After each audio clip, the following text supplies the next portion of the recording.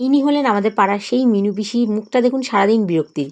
তো নমস্কার, আমি মোমদাস। সবাই কেমন আছেন? আশা করি খুব ভালো আছেন। নতুন ব্লগে স্বাগত জানাই।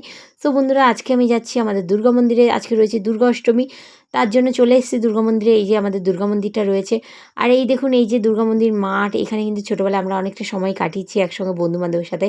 তো যাই হোক, আমি কিন্তু দুর্গা মন্দিরে ঢুকে যাচ্ছি। গেটটা বন্ধ করে দেওয়াই আছে, কারণ কিছু প্রবলেমের জন্য গেটটা বন্ধ রাখাই হয়। সো যাই হোক, আমি গেটটা খুললাম, খুলে কিন্তু আমি ভেতরে ঢুকে গেটটা আবার আটকে দিলাম। এই হলো আমাদের দুর্গা মন্দির, আর হচ্ছে শিব মন্দির। আর এখানে কিন্তু রয়েছে আমাদের অশ্বত্থতলা, যেটা কিনা হচ্ছে মা মদ্দেশ্বরী তলা আমরা বলি, বাংলাদেশের একটা খুব জনপ্রিয় ঠাকুর। আর এখানে পাশেই রয়েছে শিব ঠাকুরের মন্দির, শিবলিঙ্গ রয়েছে। তো চলে যাচ্ছি আমি দুর্গা মন্দিরে, যেহেতু আমি আজকে উপোস রয়েছি অঞ্জলি দেবো বলে। তো যাই হোক, আমাদের এই দুর্গা মন্দিরটা একটু উঁচু, তার কারণ হচ্ছে নিচে আন্ডারগ্রাউন্ড একটা রুম আছে, যেখানে ভোগ রান্না টান্না হয়, সেই কারণে। তো আস্তে আস্তে আমি কিন্তু ওপরে চলে গেলাম। এখানে ভুপু কাকু দেখলাম পুজো করছে। আর মা দুর্গার মুখটা দেখলে সত্যি একটা আলাদা শান্তি, যেটা আপনারা খুব ভালো করেই জানেন। জাস্ট মায়ের মুখটা দেখুন, মানে কিছু বলার নেই মার মুখ দেখে। তো আমি চলে এসেছি, এই যে আমি। তো যাই হোক, আমি এখানে দেখছি পুজো করছে ভুপু কাকু। তো এই যে ভিউজটা দেখুন কতটা সুন্দর লাগছে, একটা আলাদাই শান্তি। এই যে আমাদের পাড়ার মিনু পিসি কিন্তু এখানে বসে কাসর বাজাচ্ছে।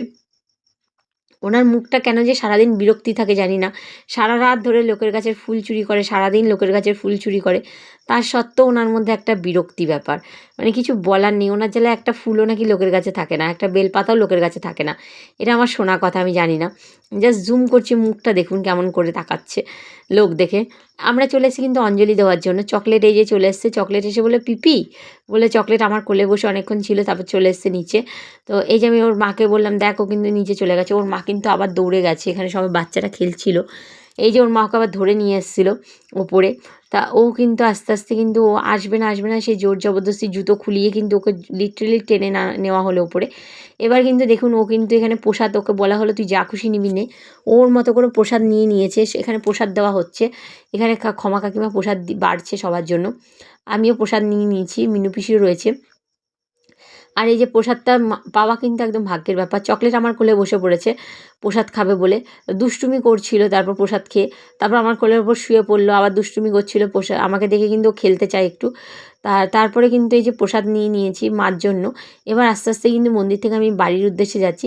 প্রসাদ নিয়ে কিন্তু আমি বাড়ির উদ্দেশ্যে যাইনি, আমি কিন্তু মন্দিরে বাচ্চাদের সাথে খেলছিলাম, খেলে দিলে কিন্তু বাড়ির উদ্দেশ্যে যাচ্ছিলাম। তারপর আবার কিন্তু মন্দিরে চলে এসেছিলাম, কারণ আমি কিন্তু যাচ্ছিলাম মানে কি ভোগ নিতে, ভোগের ডালা নিতে এসেছি। তো আপনাদেরকে দেখায় একটা জিনিস, এই যে মাকে দেখুন, আর আমি এই যে পেছন দিক দিয়ে চলে যাচ্ছি ভোগের ডালার জন্য। নিচে সবাই অপেক্ষা করছিল ভোগের ডালার জন্য। এখানে কিন্তু সুন্দর করে থালা দিয়ে কিন্তু ভোগের ডালাগুলোকে মানে কাগজ দিয়ে কিন্তু সাজিয়ে দেওয়া হয় সবার জন্য। কিন্তু বাড়িতে যাওয়ার জন্য ভোগের ডালা রয়েছে। এই যে কাকিমা আমার ভোগের ডালাটাও নিয়ে নিয়েছি সবাইকে দেওয়ার পরে। এখানে দেখুন একটা লাইন দিয়ে দিয়েছে, মাও চলে এসছে কিন্তু। এখানে বাবুসোনা দা, কাকু সবাই রয়েছে।